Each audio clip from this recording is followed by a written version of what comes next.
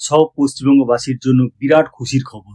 এবার থেকে ট্রিটমেন্ট করতে গেলে ভারতবর্ষের যে কোনো প্রান্ত থেকে প্রত্যেক বছর 5 লাখ টাকা পর্যন্ত চিকিৎসাতে ফ্রি।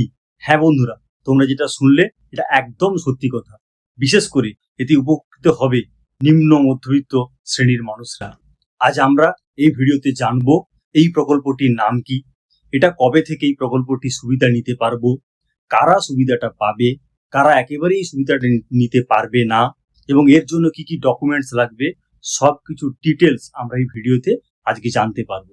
তাই বন্ধুরা, আজকের ভিডিওটা খুব ইনফরমেটিভ। এই ভিডিওর কোনো অংশ শুরু থেকে শেষ পর্যন্ত বিনা স্কিপ করে দেখবে। ভিডিওটি পছন্দ হলে লাইক করবে আর আমাদের চ্যানেলটিকে অবশ্যই সাবস্ক্রাইব করবে। আমাদের চ্যানেলের নাম অস্মিতা SDA টেক আর আমি অভিজিৎ।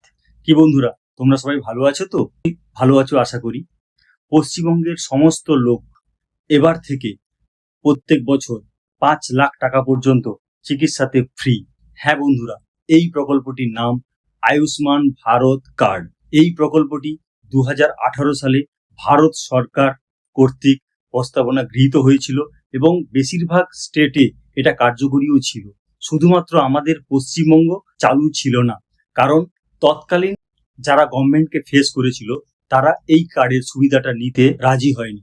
তারা একটা নতুন প্রকল্প চালু করেছিল, সেটা হচ্ছে স্বাস্থ্য সাথী। এই স্বাস্থ্য সাথী কার্ড একমাত্র পশ্চিমবাংলার মধ্যে এটা অ্যাপ্লিকেবল ছিল, অর্থাৎ যে কোনো ট্রিটমেন্ট করাতে গেলে এই সমস্ত সুবিধাটা শুধুমাত্র পশ্চিমবঙ্গের জন্যই প্রযোজ্য ছিল। পশ্চিমবঙ্গের বাইরে কোথাও ট্রিটমেন্ট করতে গেলে এই স্বাস্থ্যসাথী কার্ডটা কিন্তু কোনো রকমই হেল্প করতো না। কিন্তু যেখানে আয়ুষ্মান ভারত কার্ড, এটা পুরো ভারতবর্ষের যে কোনো স্টেটে এটা বেনিফিট সমস্ত উপভোক্তাগণ পেয়ে যাবে। বর্তমানে পশ্চিমবঙ্গ থেকে প্রায় 40 থেকে 50 লাখ মানুষরা বাইরে থাকে কর্মসূত্রে।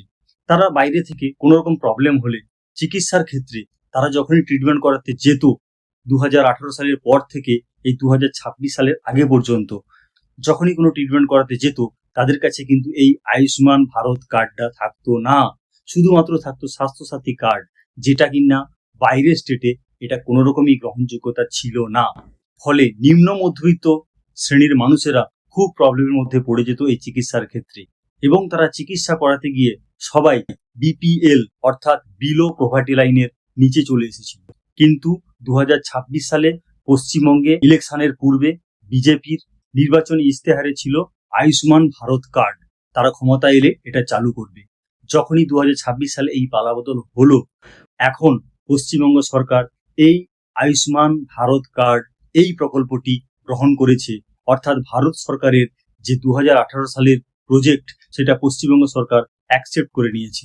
এবং এর ফলে মাননীয় মুখ্যমন্ত্রী শুভেন্দু অধিকারী জানিয়েছে 1,46,00,000 পরিবার উপকৃত হবে, এবং আস্তে আস্তে এই সংখ্যাটা প্রত্যেক বছর বছর করে বাড়তে থাকবে। তো বন্ধুরা, বুঝতেই পারছো প্রকল্পটি খুবই হেল্পফুল সবার জন্য। এই আয়ুষ্মান প্রকল্পের জন্য কেন্দ্রীয় সরকার দেবে 60% টাকা এবং পশ্চিমবঙ্গ সরকার দেবে 40% টাকা। এটাই নিয়ম। খুব শীঘ্রই এই আয়ুষ্মান ভারত কার্ডের অ্যাপ্লিকেশন চালু হয়ে যাবে অনলাইনের থ্রু দিয়ে, অফলাইন হলেও হতে পারে। ভেরিফিকেশনের পর যারা এলিজিবল হবে তাদেরকে জুলাই মাস থেকে এই আয়ুষ্মান ভারত কার্ডটি দেওয়া হবে বলে পশ্চিমবঙ্গের মাননীয় মুখ্যমন্ত্রী শুভেন্দু অধিকারী জানিয়েছেন। সারা ভারতে এখন প্রায় 50 কোটি লোক এই আয়ুষ্মান যোজনা কার্ডের সাহায্যে চিকিৎসাতে প্রত্যেক বছর 5 লাখ টাকা পর্যন্ত ফ্রি এই সুবিধাটা গ্রহণ করতে পারছে। এখন প্রশ্ন হলো, সবাই কি এটার জন্য এলিজিবল হবে? না বন্ধুরা, সবাই এর জন্য এলিজিবল নয়। কারা এই সুবিধাটা নিতে পারবে? 1 নম্বর, দরিদ্র ও নিম্ন আয়ের পরিবার। নাম্বার 2, যাদের কাঁচা বাড়ি আছে। নাম্বার 3, মহিলা প্রধান পরিবার। নাম্বার 4, SC/ST পরিবার। 5, পরিবারের 16 থেকে 59 বছর উপার্জনক্ষম সদস্য নেই এমন পরিবার। 6, ভূমিহীন কৃষক। 7, ভিক্ষুক। এরা হলো শুধু গ্রামের ক্ষেত্রে। শহরে যারা থাকে, যারা এই সুবিধাটা নিতে পারবে তারা হলো 1, রিক্সা চালক। 2, গৃহকর্মী। 3, মুচি। 4, ড্রাইভার। 5, নির্মাণ শ্রমিক। 6, ইলেকট্রিশিয়ান। 7, মিস্ত্রি। 8, স্যানিটেশন কর্মী। 9, রাস্তার হকার্স। 10, 70 বছর বয়সের বেশি প্রবীণ নাগরিক এই কার্ডের সুবিধা নিতে পারবে। বন্ধুরা, কারা এই কার্ড বানাতে পারবে না? 1, যাদের নাম PMJAY তে থাকবে না। PMJAY মানে হলো প্রধানমন্ত্রী জন আরোগ্য যোজনা। 2 আয়করদাতা এবং উচ্চ পরিবারের লোকেরা। 3 বড় ব্যবসায়ী বা উচ্চ পদস্থ রাজ্য সরকার বা কেন্দ্রীয় সরকারের কর্মচারী। 4 EPFO বা ESIC কিছু ক্যাটাগরি কর্মচারী। 5 4 চাকার গাড়ি আছে, বড় পাকা বাড়ি আছে, বিরাট জমির মালিক, এই সমস্ত পরিবার এই সুবিধা কখনো নিতে পারবে না। আর এই আয়ুষ্মান ভারত কার্ডের জন্য যে সমস্ত ডকুমেন্টস লাগবে তা হলো 1 রেশন কার্ড, 2 আধার কার্ড, 3 নিজস্ব মোবাইল নাম্বার, 4 PMJAY অর্থাৎ প্রধানমন্ত্রী জন আরোগ্য যোজনা। এই তালিকায় নাম অবশ্যই থাকতে হবে। তাহলে বুঝতেই পারছো বন্ধুরা, পশ্চিমবঙ্গবাসীর জন্য সত্যি এটা বিরাট খবর। শুধু বিরাট খবর না, বিরাট খুশির খবর।